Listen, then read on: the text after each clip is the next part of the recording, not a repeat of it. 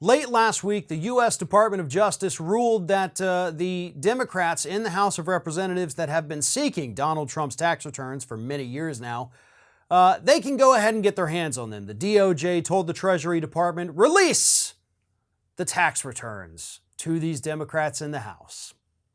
Now, this is a decision that more than likely, folks, is going to be appealed to the United States Supreme Court, but for the time being, let's just talk about what Democrats could do with those tax returns.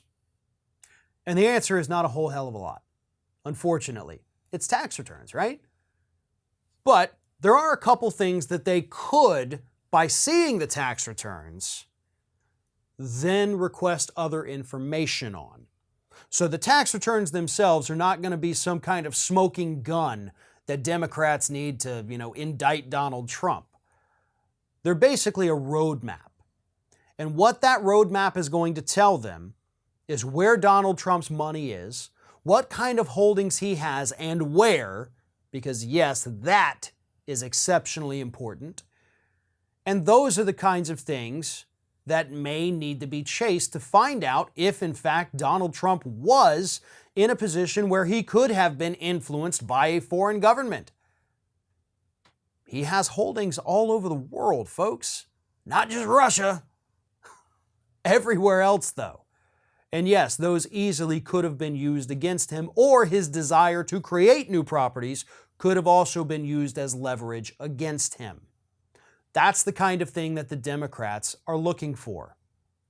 I'm hoping that's what they're looking for. Because, let's be honest, Democrats in many ways can sometimes be just as petty and vindictive as Republicans, right? Donald Trump swore he was going to release his tax returns, then he continued to not release his tax returns, claiming that, I'm under audit, shoot, otherwise I'd totally give them. And Democrats got mad at that and said, well, we're going to subpoena them. So, okay, could be petty, could just be vindictive, it could just be a massive, flex on Donald Trump. I guess we'll see when we get to that point if and when they actually get their hands on those tax returns. But until that point, we've got nothing but speculation. And again, this is something that Trump might end up appealing. It could go before the Supreme Court. The Supreme Court already ruled, by the way, that his financial documents could be turned over to the prosecutors in the state of New York. But that, again, was a criminal prosecution, or criminal investigation, I should say, for now. We'll see how that goes too. But either way, that is a bit different than the House committee trying to get their hands on them. Nevertheless, this is a positive move because I do firmly believe that had Donald Trump had something he wasn't trying to hide in his tax returns, he would have released them. But we don't know what he's hiding. Is it some kind of massive financial crime? Some kind of international bribery scheme?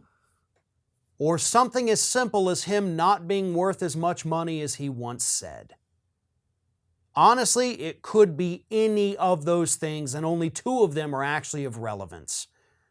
If all the Democrats on that committee find out is that Trump doesn't have as much money as he says he does, then that's no big deal. That's not important. Then this whole thing will have been a complete waste of time. But if they think they find something in there that's worth pursuing, that's worth investigating, then sure, it was worth it in the end.